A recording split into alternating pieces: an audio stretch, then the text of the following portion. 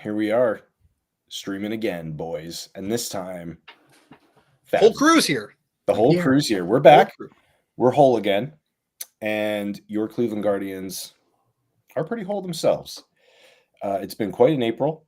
And here at the California Penal League, we are going to tell you some thoughts about your Cleveland Guardians. We're going to give you a couple things we like. We're going to give you a couple things that scare us. Because I do have a couple things. And there are some things that rightfully I think people should be a little frightened of with this team. But that definitely does not take away from the fact that Guardians are 19-9 as of Monday evening when we are recording. And despite losing the series in Atlanta, I would say definitely showed that the youngest team in baseball can hang with the best of the best. And that loss was tough on Sunday, and they definitely ran themselves out of that game, more or less. And I don't understand why Jose Ramirez didn't slide on that one stolen base. So many things in that 10th frame were just Bizarre. It boggled the mind. Yes, but I thought still, even losing that series, I was like, it's hard to walk away from that and not think like this team can hang. So 100%. And Voigt's post-game remarks were really great. And where it's just like, hey, vote. Vote. I don't know why I went Voigt this time. I've been calling him We're Voigt. not talking about Angelina's dad. I don't want people coming after us. Yeah, Vogt. His post-game remarks were really good about, just we're gonna make mistakes, but like growing from him and not, holding our head down too long and too hard for something like this. And he liked the aggressiveness. But it's gonna happen, and it's just the vibes are good here still. And in spite of just me cursing pitcher by pitcher by just the simplest text to these two gentlemen about, hey, I'm hearing good things about Tank Midral in affiliate ball, and then the next day it's like his arms fell off when he woke up to get some water, and it's, what did I do? Yeah, I actually made that mistake with Doug Nikhazy where I was like, oh, this dude's dealing. He's gonna make. I told Chris when we went to the game, I was like, oh, he's gonna make 10 starts this year, and then like the next week he had an oblique injury and he's on the IL. But I still think. Well, we can dive into some of these names later, but. I will give you some kudos there. I see a future, in a not too distant future for Doug Nikhazy in a Guardians uniform. Not that was mostly me. That was mostly me just panicking. That was just pure panic of like, and this is definitely one of the things I'm terrified of. So I'll get more into it. But it was just me being very frightened of looking at what this like pitching staff's going to look like in July. 100%. No, I knew where you're coming from with that. But yeah, no, that's one of my fears too, and we can dive into that a little bit later. The one thing I did want to comment on before we get too far into our our accolades and fears, I guess, on the season so far. The two series that the Guardians lost this year against the Yankees and the Braves now. Mm-hmm. And this has been a thought that's been forming in my brain, so it's not 100% flushed out. So I apologize to listeners and to you gentlemen, but this thus far into the season, and maybe, and if you guys think the same thing too, feel free to chime in. It feels like there's that top tier of teams, Braves, maybe the Yankees are in there. Yankees are always a veteran team, so they might have some fool's gold there. But Braves are certainly in it. Orioles, I think are kind of actually in a similar boat as the Guardians, just because I don't think a lot of those guys, a lot of those guys are young now. And so this is kind of the first time for them. Mm-hmm. But the talent is certainly there. Don't get me wrong. Their talent is elite. Dodgers are another team. But there's maybe, and I'm drawing blanks on a few others. I've tried to think of this through. Phillies are East standings in a while. I don't even know other than the Braves. But there's a top tier of teams. And it's very small. It's maybe only 4 or 5 teams at most.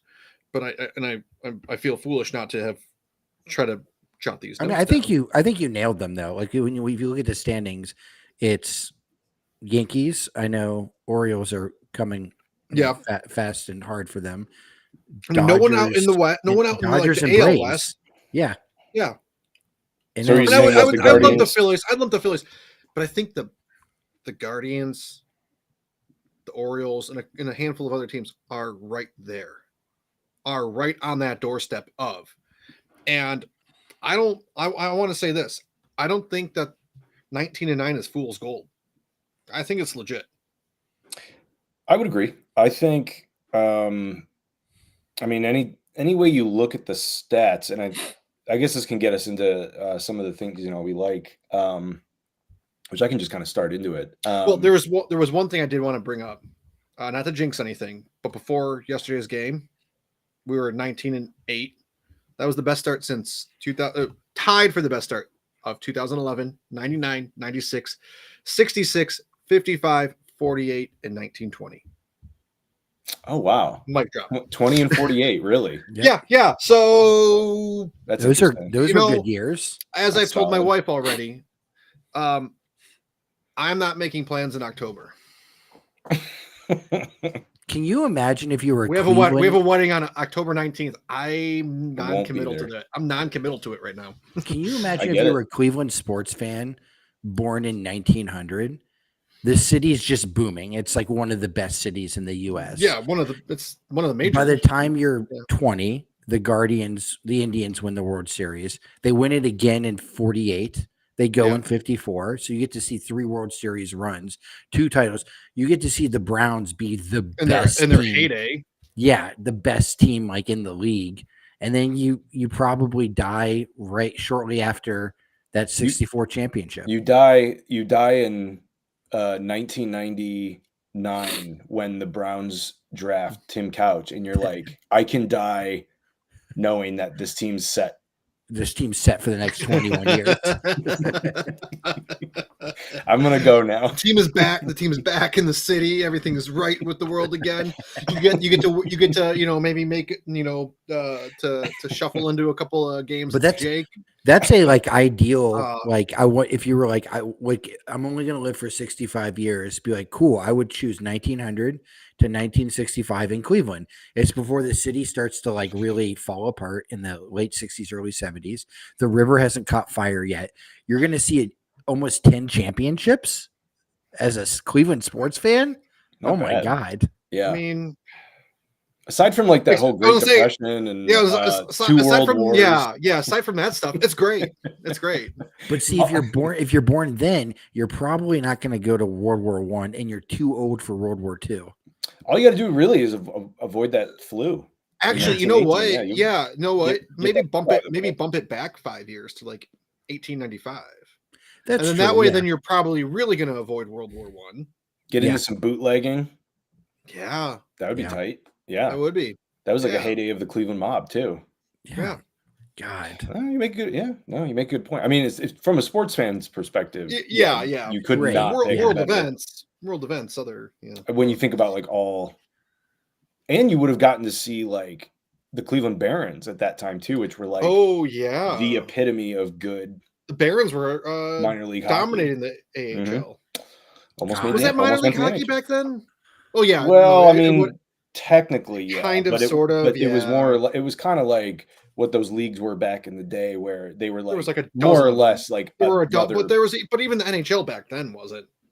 No, what I'm saying is like it was like it's like the old ABA and some of those other Yeah, leagues yeah, where yeah. it was like, oh, it's still a pro league. Yeah, they were Yeah. competing. There were competing entities. At the That's same a time. great mascot name. I wish Cleveland kept the Barons and that became the NHL team. And then they could, once Dune Well, got popular, their it was. mascot would be like Baron Harkonnen just coming out of the bath. Like that would be how you Oh. start each match. Like he comes out of the ice bath and it's The just like, ice what's bath. happening? If only they hadn't lost. If only they hadn't lost the Barons in the 70s. Well, that's a whole different They're your story. Dallas That's Stars now. That's a whole different story, my friend. You know all about that, right? I do. Yes, I do. The history behind. I think actually, I think you might have turned me on to some of that history. Yeah, it's grim. I don't like it. Stupid Blizzard, man. the Blizzard, Stupid Blizzard, and playing then out giving in like Richfield. playing in Richfield and literally giving fans like 2 months like runway time of like, oh, by the way, you have this NHL team coming to town now. I do like that. Like all hour. the Cleveland fans today are acting like Brook Park is Richfield. They're like, it's how are we even gonna get to, Again, that's a oh my different god, topic how for a are you different gonna day. get to the Cleveland football game? I can't fucking Ugh, I piss and can't shit go- my pants and then like go home. I'm to not my going to be family. able to park at the Muni lot. Go to the game. No. I can only park in this gigantic open space here. It's going to be littered with Black- bars and tailgating Well, options. yeah, I like how they think it's gonna be like a stadium built in like 1970, just a singular stadium of a single parking lot. No, dude, it's gonna have like premium condos. It's gonna have like a dozen restaurants and bars. It's gonna have like so much stuff to do because that's what the whole thing is now. You build a $3 billion complex, so you get the Super Bowl. Like it's not gonna just be a like Yeah. Richfield Coliseum. Not even Super Bowl. You get the men's Final WrestleMania. Four. You get WrestleMania. You get the women's Final Four because the women's Final Four will be moving to football venues. Is my prediction. In the I next think you're right. Yes. 10 years easily. You'll get college bowl games. You'll get better concerts. concerts. You'll get college football championships. You'll get the Big Ten title probably. They'll probably switch over there. Well, were we talking about that? Now that you have LA in the mix, Chicago's getting a dome. Detroit's got the dome. Well, at least you could put yourself in the mix. Like it will be in the mix. It will It they'll will probably certainly create be a- in the mix. They'll And- create a rotation. Yeah, Yeah. for sure. yeah. But anyways, we digress. yes. So We digress. Let's talk about the You're most still with us. the most stable of the Cleveland sports teams over the last 30 years. I was thinking about that It's not today. even close, by the way. No, but I was thinking about this. Speaking of the Browns a little bit, and I was thinking about the Guardians and how people kind of act towards them, and I was like, the love people because my son loves this like some country guy or like a rock guy or I don't even know. He made like a song called like "Here We Go Brownies," and it's like a pretty good song, but it's like I don't know how he found it, but it's this like Browns jam that he found on Amazon Music. Because he just asks Alexa to play stuff, and like Okay. Alexa's like, "Here's the closest thing I have," and he goes, "Play Here We Go Brownies," and apparently there's this song made by him, but it's a good song. And anyway, I was like, man, the thing about the Browns, man, is like people love that team so unconditionally. It doesn't matter what they do to you, Mhm. how awful they treat you. Like it's an unconditional love, whereas the Guardians are so conditional in so many ways in terms of how people support and like the team. Same And with the it's Cavs. so Cavs are like Cavs are crazy. Cavs are like in that middle ground, though. Cavs are almost like if you like take out the LeBron years, it's like the if you take Cavs are LeBron more years, or the less Cavs may just not have like existed.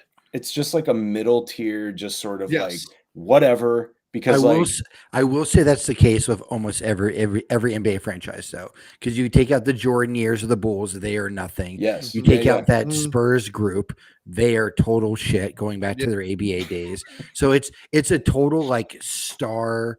yes. Like you get Yeah, your little yeah. core. Occasionally you get like it happens a second or third time, like the Lakers, the Celtics. Yeah, But for the Lakers, most part, Celtics, but like those are the Everybody exceptions. else has gotten like all their titles from just like one Knicks. core group over the course of 7 years, and then they're just kind of up and down. Yeah, no, that's kind of what That's a good it point. feels like with the That's a good point. Cavs with Mitchell right now, where they're just like, I don't. After getting your asses destroyed Jesus. in 2 games by the Magic, you're just kind of like, oh well, I guess like we'll just move on from that. Like it just feels hopeless. And I you're think just like, tomorrow I'm just gonna watch that Game 7 from 2016 instead. yeah, I'll just watch the last 4. I'll go on that YouTube I have saved that I've seen a million times, which is the last 4 minutes of Game 7. And Yeah, man. that'll do it. Instead of watching JB Bickerstaff try to like create an offensive scheme where it's so I'm Yeah. hoping we get like JJ Redick in the offseason. He's really good friends with LeBron. You trade out Garland, his contract, and a couple other pieces. LeBron comes back. You draft Bronny in the second Draft round. Bronny, get him in the first round. Who fucking cares? Screw it. It doesn't matter. cares? It doesn't matter. Who cares? You just go. You give yourself a 2-year window. You re-sign Mitchell. You're able to finally develop Mobley. I was literally reading today. You know what, dude? all the If plus you- minuses from this series, they're so putrid when Garland's on the court. Literally every combination, even Niang and like Mitchell have Yeah. like a great plus minus. It's whenever Garland's part of the mix. It's you know, just you just could shit. probably you could definitely get something for Garland. And I mean, what am I trying to talk about this? But Porter seems very serviceable as a point guard. Yeah. And you know, maybe you target another one in the draft or free agency. I All of this sounds I pretty wouldn't- hopeless and terrible. I wouldn't hate it. I would take 2 more years of LeBron. Yeah, I would man. take 2 years of I 41 mean, year old LeBron. that's more exciting to me than whatever just happened in the last like 2 months. Yeah. Yeah. Also, like you you know. don't even once you get LeBron, you guys know the deal. It doesn't matter who. It's like, oh, we don't have a point guard. Who gives a shit? Like some veteran guy some dude's gonna be like, hey, I'll come and be Hey. point guard, Mhm. and like I'll also like knock somebody out if they disrespect my team. And like that's like this team is just missing a Perkins, a J.R. Smith, like some dudes that are just gonna like. The other team is like, we're not going to clown. The Magic were like clowning on us when we were up 2-0. And it's like they obviously nobody respects this Cavs team. No, they're soft, absolutely not. soft. But you know who's not soft? Your Cleveland Guardians. Yes. Guardians aren't soft either. All No, right, they're so let's do this. Like we'll each we'll do I don't know, maybe we each do one thing that we like, and then one thing that let's each do one thing we like, and then we'll each do one thing that's scary, and then we'll each, we'll go back and Perfect. forth. Very complicated, very nice. My thing that I like is that, and we've done this on like the last couple episodes, like looking at some of the like, team offense stats, Mhm. line drive percentage, medium hit rate, a team that still doesn't walk but doesn't strike out, that kind of thing. The thing I like the most is when I go and look, and you've sent us the screenshots too in the chat, Chris, but like when I go and look at the offensive stats, even with a number of guys more or less struggling, the OPS, you've got 1, 2, 3, 4, 5, 6, 7, 8 guys with an OPS plus over 100 right now on this team. That is a far cry from what Yeah, 100%. you've had the last couple of years. This is like And two two or of the three. guys, of the guys who aren't over that 100 are Rocchio and Bo Naylor. And in a lot of ways, this is Rocchio's rookie season. He's had a 75 OPS plus, I thought I saw today. Mm-hmm. And Bo Naylor was at like 82, 83, I want to say. He's at 84 right now. 84, even better. He didn't play a full season last year. So, like, you can't expect those guys to just light the world on fire in essentially both of their rookie seasons.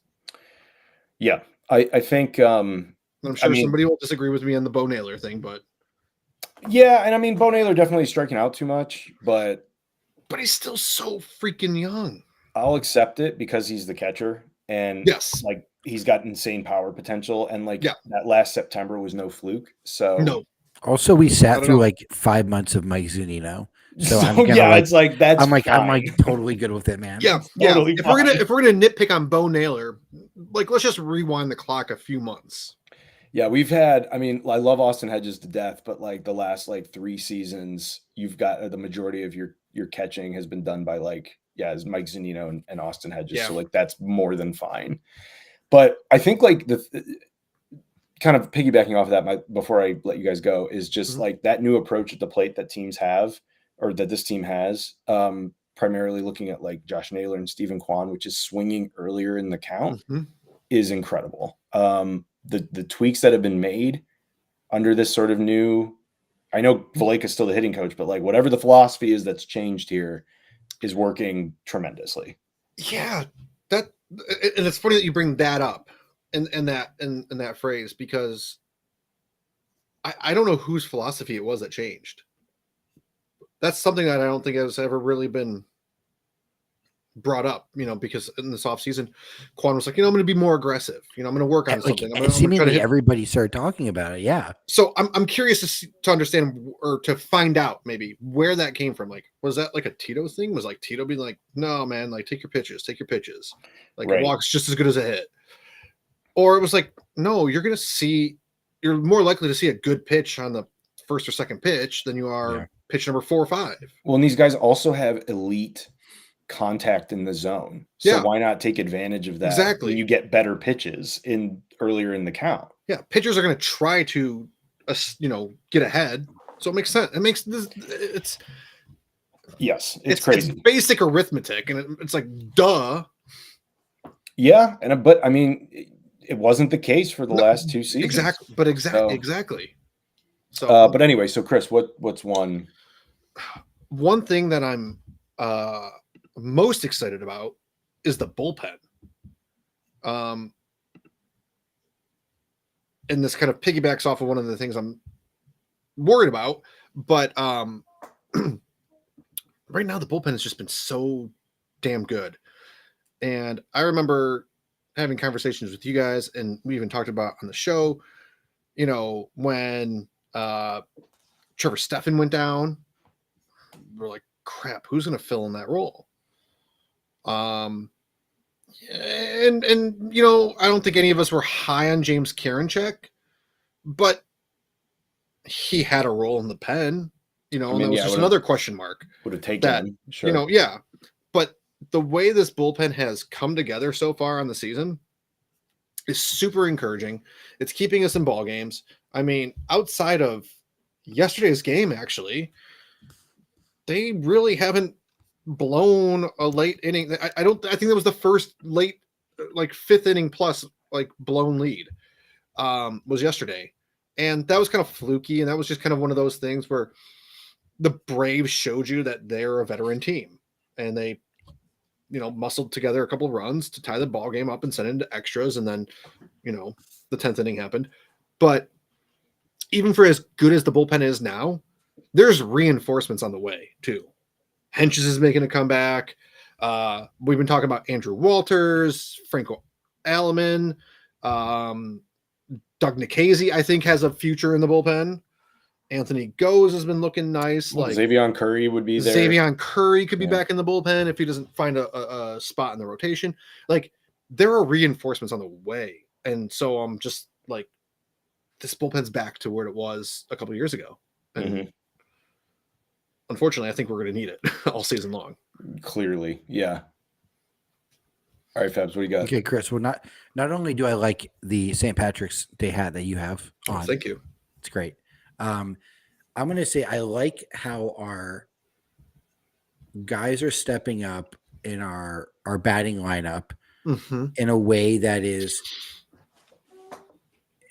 this is kind of 2 parts. They're stepping up in a way where it's so obvious who our plug and play guys are going to be once they bring up Manzardo and A-Rod, like J-Rod. My God, I'm out of my mind now. J-Rod, when they bring up, like, it's just super obvious. Okay, by Laureano, maybe take a seat. Florio, please take a seat.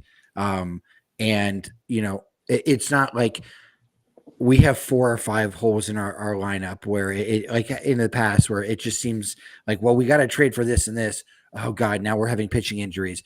Oh, how are we going to fill that void? So the second part of it is, I think by being set up that way and by having in organizational bats ready to come up, ready to go, we can then, and I'm praying they do this, legitimately focus assets and resources toward looking to bring in other arms that are healthy. Yeah. Instead of needing support on both sides or having to go for that big bat.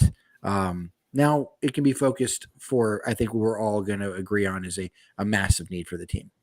I was looking at I mentioned Paul Blackburn before, but I was like, what would it take to get Sonny Gray from the Cardinals? And then I looked and he signed a 3-year deal. Yeah. And I was like, He's like, the Cardinals are ridiculous. By the way, I don't know. I have to take a look at the Cardinals rotation, but it's bad. It's old and it's bad. Is Adam Wainwright still pitching? No, he's he may as well be. He was like statistically like by far the worst pitcher in baseball last year, which is Yeah. like he was 40, but like, Yeah. That's incredible. But that yeah. rotation's brought to you by AARP. Oh, it's god awful. It's like I mean, the thing is, like, they're going to be so bad by the middle of the summer. And you look at it and you're Yeah. like, I mean, a guy like Sonny Sonny, Gray's 34, right? yeah, and he gets hurt a lot. He And does. so I really don't want that heat. But Oh, so they're not going to do that. It's a $75 million contract. it's insane. Yeah. Oh, and jeez. it's Why really, was I really thinking it was crazy. less than that? Can you imagine No, if they they- like don't Never sign, mind. Never like mind. they don't do an extension of an injured Bieber for like, $15 million a year? Yeah. But they're Yeah. like, we'll take on Sonny Gray's like remaining $60 million. Yeah. When he turns 37, Yeah. Oh. It's like you could have Shane Bieber for 2 years for like 32 mil. Or you could have 2 years of Sonny Gray for 60. I mean, it is fun. This is like, I know it's only April and we're entering May now, but it is fun to start to see how like the dregs of the league are starting to show. And so it's like, all right, what can we pillage? What do you got? And I mean, Blackburn's. I think you've made me a believer on that front. But I'll I mean, save that. look, I'll say that for later because Okay. that All right. definitely ties into some of the things that are some major concerns of mine. All right, let's snake draft it. Fabs, what concerns you? Okay, so I'm gonna go off the board here because I'm gonna let you guys. We can start a bigger conversation because I'm certain somebody will take what we're all gonna take. So I'm gonna say we're less than a month away from the City Connect jerseys dropping, and it's been something we've all been nervous about for over 3 years now. Scared. I'm terrified. No guitar. I keep seeing, the random. My buddy works at Nike, and he said like they're actually pretty dope. And I'm like, I've seen those too. I don't believe you. I'm pretty sure we're gonna be You're pretty a liar. embarrassed by them. But because I want to get some cool, I want a cool City Connect, even if just the hats are cool. Like the Rays ones just dropped. It's a skateboarding Stingray. That's incredible. I want some piece of it that I'm not wholly embarrassed of. And I mean, it would be pretty wild if they're like, hey, we decided to do a City Connect that features, we've been around for what? They've been around for 120. 1902? Yeah, 1901. 1901. Okay, 123 years. That features 123 Chief Wahoos. Like it's like, oh my god, what? Oh, Shit. But Something tells me that won't be. Did you see that team? I don't know what team it was. They just rebranded, a minor league team rebranded as like the Yacht Rockers. Yes, it's a And it's Carolina like- It's a Yacht college Rockers. Is it? summer ball team? I thought, right? No, I don't know. But I thought so. the logo is like this super tanned face with like a blonde hair slicked It's back, incredible. and it's a Chief Wahoo face. It's Chief Wahoo just like What? But white. tanned, but white. It was like, I don't know why, but Jesus. But something. yeah, I'm nervous about the City Connect. That's other than like actual on the field stuff. That's Yes. what terrifies me as a Cleveland fan because I sometimes I just there's a lot of I have so much pride in all of our teams, and people love nothing more than just throw the same lame jokes toward us. And anytime we do something cool jersey wise, where I can see people wearing it that aren't necessarily. I mean, the thing that sucks with the Chief Wahoo, I legitimately see a ton of people in LA like rocking Chief Wahoo hats. I'm like, oh, are you a Cleveland fan? They're like, no, I just like the hat. I'm like, oh God. I wish it wasn't like this. I wish we had. Yeah, I wish we could have created this really cool mascot and hat that became iconic with our good teams from the 90s and 2016 that didn't have this like heavily racist caricature on it. But I guess people still like to rock that even out in LA. So, And I'm looking up this Yacht Rockers. It's the Disco Turkeys. It's the Carolina Disco Turkeys. And I've lost complete track. I've lost total track of teams. Sports logos. Chris Kramer's sportslogos.net is where I'm reading it, and wow, that's something. Yeah, it's interesting. Fabs, I think based on what my brother shared with Steve and I over the weekend, that some random we are in decent hands when it comes to the City Connect. Yeah. I want to like, I don't want to like squash your fears 100%. Dude, because, that's fine. but like Squash away. the Sox looked pretty decent. Like They look they were tight. Yeah. favorite. Like they had one of the Guardians of Traffic statues on the backside. With some kind of like wings, it looked like, I think, wrapping around the side of the calf. So it's gonna say Cleveland because the City Connect jerseys say Cleveland. I was hoping for like the 70s like caveman lettering Mm-hmm. in Cleveland, like an homage to that. I don't think we're gonna get that, but I don't really want the land either. I Kinda over definitely that. don't want the I land. don't want if the we get the land. land, Pretty over like, that, I will man. burn that shit. Like I will Yeah. go steal it all from the stores because I'm not gonna pay for it. Just burn it all. Just burn it. Plus that I don't know. That seems like more like the Cavs have like It That- is. we've Yeah, done that's we more like like been Cavs there, fan. done that. I don't know. Right. I don't know. Yeah. If No, you do agree. steal it, it will make recording pretty complicated, as we'll have to work It around your probably your might. hour of Yeah. jail time you get. Yeah, Well- your exercise time. Well, All right, what concerns you, I'll Chris? refrain from making any comments there. Yeah. What concerns me, my biggest concern, and I think this is what Fab's probably alluded to, is the rotation. I think heading into the season, I think we were all very optimistic about the rotation, and rightfully so. The three young guys were coming off of great seasons. And we're like, okay, well, even if they have a little bit of a sophomore slump, they'll still be very good. I think we're all very optimistic that McKenzie was going to make his triumphant return, and same with Bieber. Well, we know where we're at with Bieber and McKenzie. Well, maybe not so much with McKenzie. And then Gavin Williams had another setback. And this is a real patchworked, held together by duct tape starting rotation right now. Statistically, they are terrible at like quality starts and getting through 5 innings. And yet they still have collectively like one. I think it's like a top 10. Yeah, rotation like ERA. It's the ERA is good, but like It's like fourth. some of the advanced statistics, It's maybe bad. yeah. Do Some of not. the advanced statistics were very bad. I would not and- suggest anybody go to Baseball Savant and look up any starting pitcher's profile on the Guardians. It's will not, it's you a will good way to puke. lose sleep. You will So, puke. and then kind of looking at what are our options internally, as we discussed earlier, with position players. We don't have those options as abundantly clear in the minors for pitching. We have Xavier Curry, who made a nice start a couple weeks ago. Ben Lively is now firmly entrenched in the rotation. I don't know who's an immediate successor to anybody right now. Joey I like that you Cantillo. threw out Zach Kent. Zach Kent has started games and has primarily been a starter in the minors. Mhm.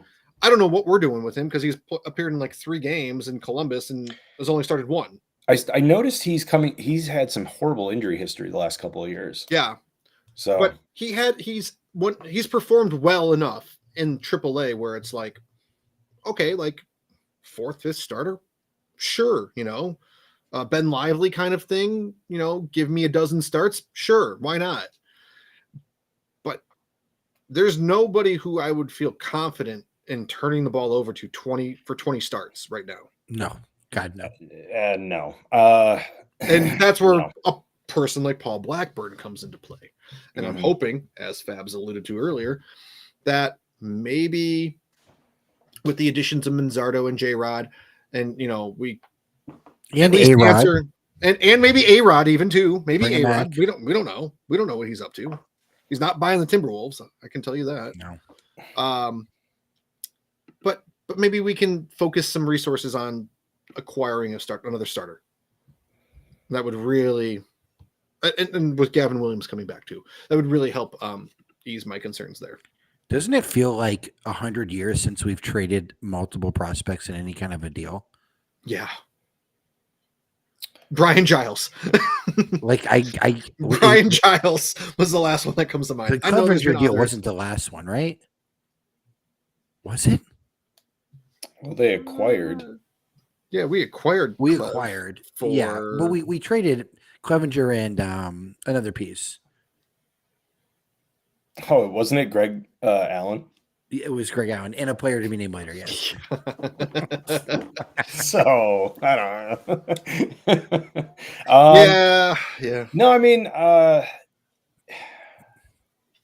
the thing is that like every playoff caliber team is going to be looking for it, and that's where it gets dicey and Mhm. hard. Is like come the trade deadline, that's where you see all those like wacky deals because. But again, if you can find a guy like Blackburn has that year of control next year, Mhm. and so it gives you a little peace of mind to say, like at the very least, heading into next year, we can pencil a guy in. And I would hope that we're a little bit more aggressive too in the trade market. Dump some of those lower level. The only guy low level that I'm like, do not ever trade would be Jason Chorio. Oh yeah, yeah, Everybody else, I'm like, see ya, sure. goodbye. So What about the tank? Tugboat, actually, tugboat. you know, No, I'm keeping tugboat. Yeah. you know, but Tugboat doesn't even. I think he throws like. He's 90. like he tops like 91 or 92. It's like, Yeah. oh man, he's a junk baller. I love it. He's a hefty lefty junk Oh my baller. God, Steve! What if he develops a knuckle in the offseason? Don't toy with me. No, Don't freaking do that to me. no. If there's one thing that I've known about Steve for the better part of the past almost 2 decades, Steve and his love of knuckleballers. Steve will get do- arrested at Progressive with his pee-pee out.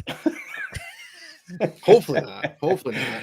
But he'll be the That- creepy dude. He'll be the creepy dude with like a book full of like photos and like rookie cards of Tugboat. And what is I'm drawing a blank on Tugboat's real name.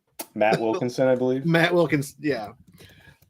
Um, You'd be the guy who would have like a binder full of like photos. Like you would invest in like a nice camera Mhm. and take your own photos, and you'd buy like all the Oh, rookie cards. You'd make And your you'd just own- be like, you'd make Can your you own just rookie sign? Can you cards. just sign all Yeah. these?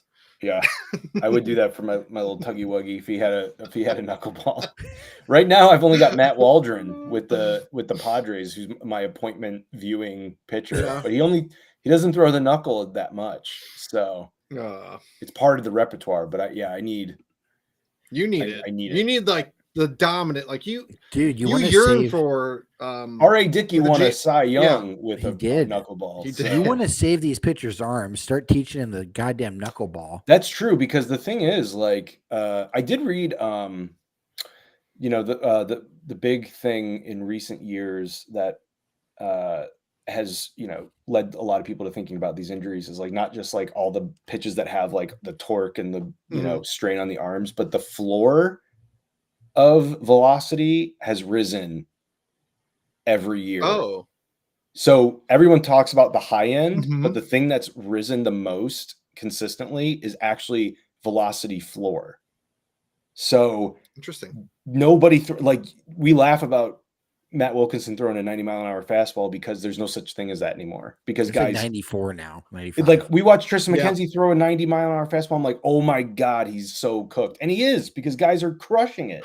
Yeah. So it's Well, like, There was a doctor it's just interesting. talking about this. About Dr. Andrews was talking about it.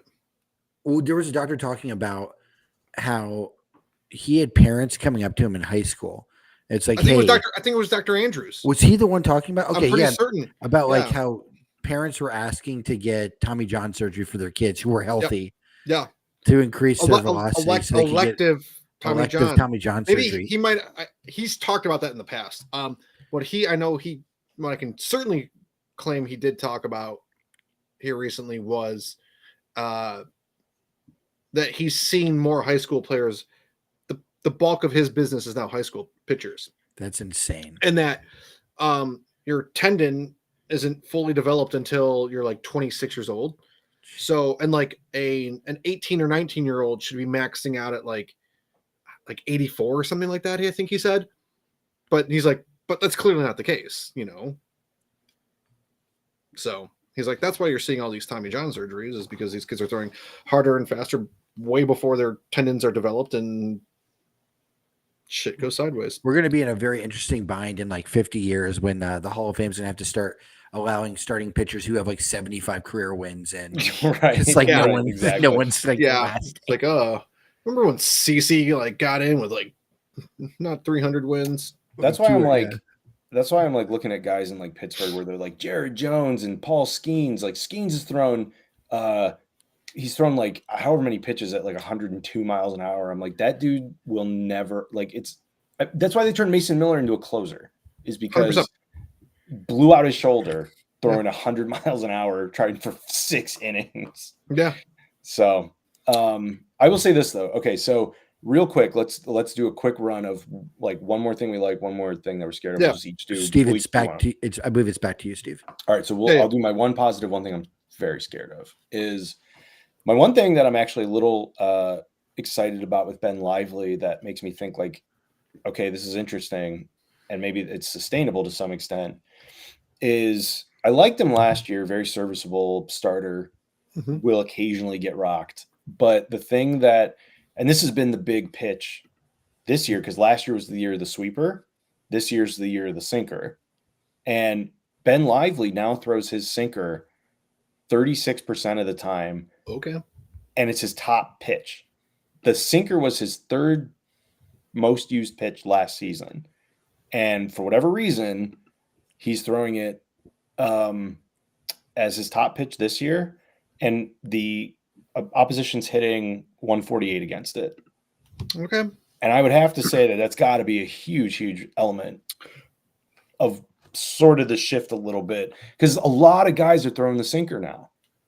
Everybody's throwing that sinker. It's like a two-seamer Yeah. sort of sinker type pitch, and it's working for him. So it makes me think that there could be something there. And then the thing that I am a little scared about, and I wonder if this is how the team is viewing it, is maybe not, but it's in my head a little bit, is like, I wonder if the Guardians care or not whether Kyle Manzardo would be a DH. I do. Explain.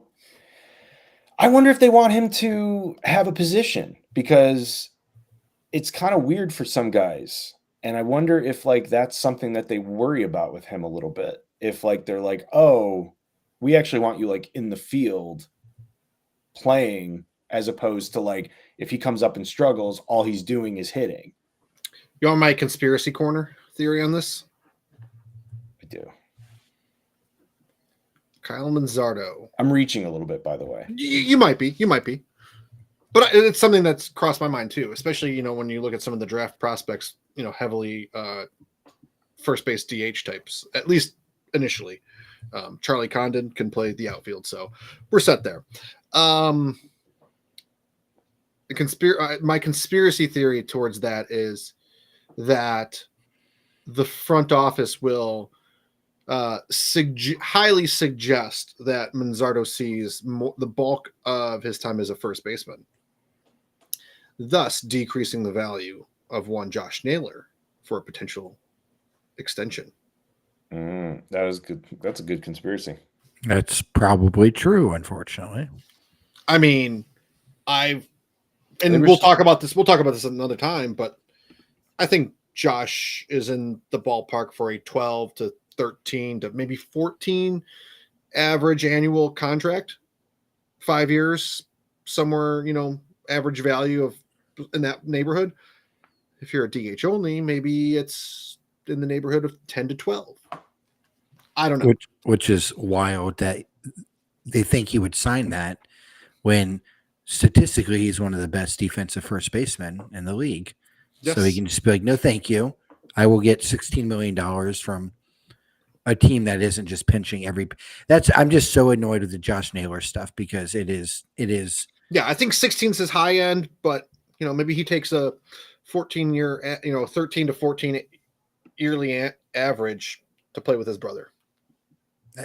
I'm hoping he. Plus, it's American money, and so when he goes back to Canada, it's worth more. That's true. It's very flashy American money. Yeah. But that whole thing is very aggravating. Where It it's like, is. oh, let's not sign him because God forbid we have too many guys in the lineup when we bring up Manzardo.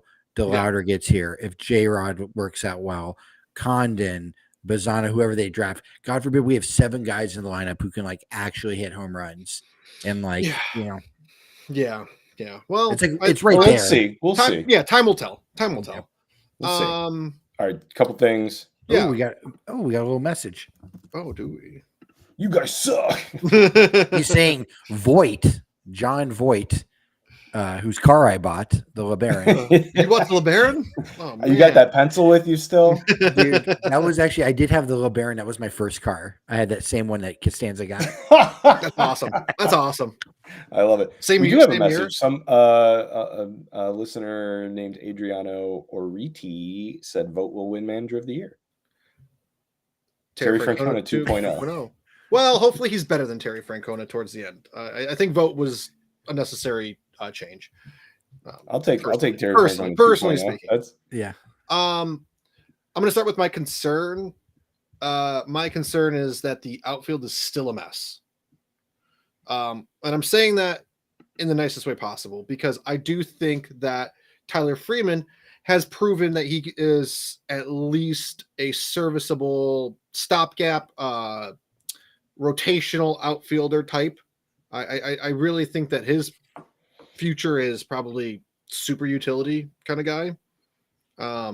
So it's nice to see that he's taken to the outfield very well so far, but that Lariano and Brennan platoon is not cutting it. And Estevan Florial is striking out at a 40.4% clip. oh my god. It's early, Mm, but I would much rather see what J-Rod can do. That's like worse than Bobby Bradley, man. Like, that is so bad. I mean, again, we've talked about this. There's nothing that ties them to Esteban Florial. So Nothing, it's like, no. And it was a flyer. It was a flyer on him, and I'm glad they took the shot, but those 2 home runs he hit against the Yankees are the thing that has him just floating by. I mean, yeah, really. and his production has been better since the second game of that series. Like he's up to like I think over like the last like 12 games, he's up to like a 286 batting average, and the 2 home runs or something like that. So like he's been playing better, but like he's still striking out at more than a strikeout per game. So I just don't know how sustainable it is, especially with the guys you have coming up through the system. So yeah, the outfield just I hope it corrects itself, and I'm confident it will, but right now it's still kind of a mess. Still a little scary. And then like Fabs, I think you kind of hit on it without saying this, but just the vibes of this team and the culture of this team right now it was off last year. I don't know what it was, but it was off. Like they didn't look like they were having fun last year. Like they're aggressive again. I think Quan and Jimenez have kind of stepped up to be kind of like, obviously Jose and Josh are the heartbeat of the team. No one's going to deny that. But I'm starting to kind of get this feeling that Quan and Jimenez are like, they're dudes too. It's only a matter of time before we start lumping them, all 4 of those guys together. And it's so easy when you look at the top of the lineup when those are your top 4 hitters too. Like good shit happens. I think you can win a World Series with those 4 as like your most definitely guys. Most definitely. Yeah, you sprinkle in a Chase DeLauder if he pans out to everything we hope he is. Even if Manzardo, one of the 2, Manzardo, DeLauder, like really pan out. Like you got some other guys. Yeah, because I think between the other guys on the roster, I think somebody else will rise. Yeah. Yeah, no, it's a good point. Awesome. All right. So my thing I'm excited about, Stephen Kwan, he's having such a great season. I know he had a mistake on the base path. It happens. But he is that leadoff hitter we've been searching for the longest time. He had a very good rookie season. We had probably unrealistic expectations for him going into his second year, but when the beginning of that lineup is firing on all cylinders, is healthy, it just really sets everything in motion. And, keep in mind you have a couple of reinforcements coming up in the next couple of months that are going to help fill those gaps, that are going to help the back end then. And I think Quan's going to be able to cash in on that a little bit more than he's been able to. But I just want to give Stephen Quan a shout out, because we're always shouting out Ramirez and Naylor, Stephen Quan. You are a treasure, and I hope you're here for a very long time. And the thing, I guess, I'll again go off the board. Thing I'm nervous about in precisely 2.5 months. Don't even say it. The Don't even say Cleveland it. Guardians will be selecting the first overall pick. And if it isn't Condon, he's my 1A, or if it isn't Bazana, I don't know what this team is doing. I will be so upset. These are both two guys who are hitting over 400. Yeah. Mashing the ball. Mashing home runs. Both super versatile in terms of position. Condon can play corner outfield, which we haven't had a good one who's a power hitter probably since Manny. He can also play third base. And Jose Ramirez, unfortunately, is aging, as we all are, and can't be our third baseman forever. So he could be the third baseman in the future. But in the interim, he can play corner outfield. Bazana, you can move Jimenez to his natural position of shortstop. He adds a massive bat, and we don't need to worry about figuring out the shortstop position anymore. It will be resolved for you. And then Chase DeLauer can be your corner outfielder, and you can put Freeman or whoever in center field. Both of those guys solve so many problems that we've been looking at for the last 5 seasons. And if they just, I don't know, if they go with a pitcher, I'm going to go crazy. I can't even look at another pitching prospect after all the injuries we've seen. I don't know what I'll do. They just seem like no brainers. And I hope both guys are selected 1-2, because it'd be really fun to keep them. That'd be a nice little juice to add to the Ohio Cup, which we've been dominating for the last few years. Oh, don't even get me started about the Ohio Cup. I don't have those dates circled on my calendar yet. I got to figure out. I think I got tickets to one of the games here in town. We really should make some like Ohio Cup merch or something. Oh my God, yeah. Like, talk about an untapped potential. Damn, yeah, you're right. We'll get on that. We'll get on that. Yeah. File that away. Yeah, no, just to wrap it up. Yeah, no, it's not that hard. It's sometimes the easiest decision is like, just don't overthink it. Just go with the very clear answer here. Yeah. The easiest explanations often, right there in front of you. Yep. All right. Okay, good. Well, that pretty much wraps us up. Just a quick reminder, which I should have done at the top of the show, but I'll do it anyway, is that we are nominated for Cleveland Scene's Best of Cleveland 2024. So you can vote on the Cleveland Scene website, and you can vote once a day. So you can vote, I think, until like May 20th. May 20th is the cutoff. If you have multiple email accounts, get those burners, baby. Feel free to get all those burner accounts in there. That's right. My wife is voting daily. Yeah, I got my wife voting daily. I got multiple emails. So yeah, I got a whole system going. But all right. In the meantime, also rate, review, subscribe. Check some of our writing out at Away Back Gone. And we'll catch you guys later in May.